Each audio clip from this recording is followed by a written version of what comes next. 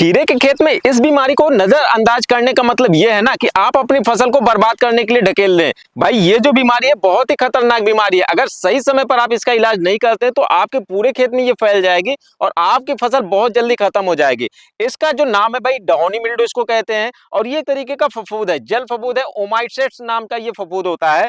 और आप इसमें देखेंगे तो ऊपर की साइड में आपको पीले पीले कोढ़ी धब्बे दिखेंगे, मतलब रेगुलर कोई शेप नहीं है, किसी भी शेप में ये हो सकता है। आप देखेंगे इस पत्ती में भी है, थोड़ा थोड़ा इसमें पीलापन दिखेगा हल्का फुल्का। और पीछे की साइड में इसका मेन फफूंद होता है जो कि जो है हल्की जालीदार, और इसमें देखेंगे तो कभी कभी जो है हल्का पीला रहेगा या फिर गेरुई कलर का होता है या फिर ये भूरे कलर का भी होता है। हल्का सा आप बहुत बारीक में ही आप देखेंगे ना तो हल्का सा ये रुई की फाहे के जैसा होता है। लेकिन इसमें जो मेन आप ऊपर देखेंगे तो ऊपर ही पूरा कलर दिखता है, मेन फंगस इसमें पीछे ही होती है। और ये जो फंगस होती है ये जब आपका पौधा घना हो जाता है या फिर इसमें पानी की मात्रा होती है, जैसे ओस ज्यादा पड़ गया या फिर अगर पानी में बरसात हो रहा तो ये फसल में रोग तेजी से बढ़ता भी है। तो ये जो रोग है भाई ये बहुत ही खतरनाक है और इसका इलाज जरूरी हो जाता है। अगर आप भी सब्जियों की खेती करते हैं या फिर खीरे की फसल लगा रखा है तो इस तरीके का लक्षण आपके खेत में दिखे उससे पहले ही आपको उपाय कर लेना चाहिए। ये जो फसल में रोग होता है ना, एक मैनकोजेब आता है। मैनकोजेब जो दवा है इसका जो एक बेसिक दवा है, शुरुआत में ही जब आपके फसलों में रोग नहीं लगा हुआ है प्रिवेंटिव में ही आपका उसके स्प्रे कर लेना है। प्रति लीटर के हिसाब से आपको 2.5 ग्राम उसका डोज रहता है।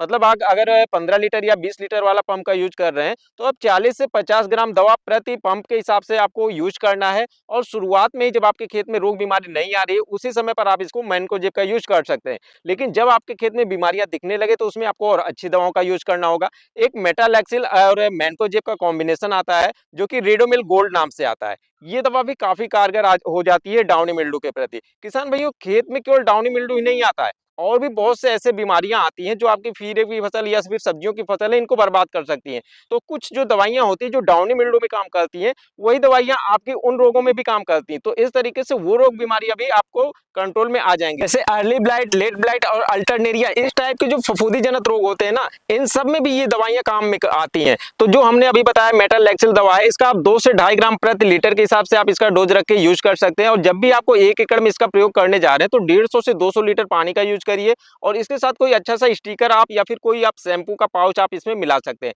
अगर इस तरीके से आप स्टिकर या शैम्पू का पाउच मिला देंगे तो दवाइयां अच्छे से फैलेंगी और इसका काम भी अच्छे से होगा। अब किसान भाई इसमें हम कुछ और दवाइयां बता दें, अगर शुरुआती अवस्था में आप इन सब का प्रयोग करते हैं इसमें कंट्रोल नहीं होता है तो आपको कुछ अच्छी दवाइयों का प्रयोग कर लेना चाहिए। इसमें यूपीएल का एक रैनमैन नाम से दवा आती है जो कि आप 400 ग्राम प्रति एकड़ के हिसाब से यूज कर सकते हैं। 150-200 लीटर पानी में यूज करके आप इसका प्रयोग कर सकते हैं। और साथ ही आप इसमें बायर का एलेट नाम से दवा आती है, इसका भी आप प्रयोग कर सकते हैं, ये भी काफी अच्छा इसमें रिजल्ट देती है। फिर इसमें जो है एजैक्सिस्ट्रोबिन और इसमें डाइफेनकेनाजोल और टेबुकोनाजोल इस तरीके का जो मिक्सचर आता है, जैसे कि आप एक आता है एमेस्टार टॉप करके, इस दवा का आप प्रयोग कर सकते हैं। साथ ही इसमें अदामा कंपनी का कैस्टूडिया नाम से भी एक दवा आती है, इसका भी आप प्रयोग कर सकते हैं, ये भी काफी अच्छा रिजल्ट देती है। तो इन दवाओं में से किसी भी दवा का प्रयोग करके आप डाउनी मिल्ड्यू के लिए आप अपने खेतों में प्रयोग कर सकते हैं। इससे आप अपने खेतों का बचाव कर सकते हैं। तो किसान भाइयों जब भी आपके खेत में रोग और बीमारियां आए उसका सही से आप निरीक्षण कीजिए और सही समय पर दवा का प्रयोग करके अपनी फसलों को बचाकर आप उत्पादन बढ़ा सकते हैं।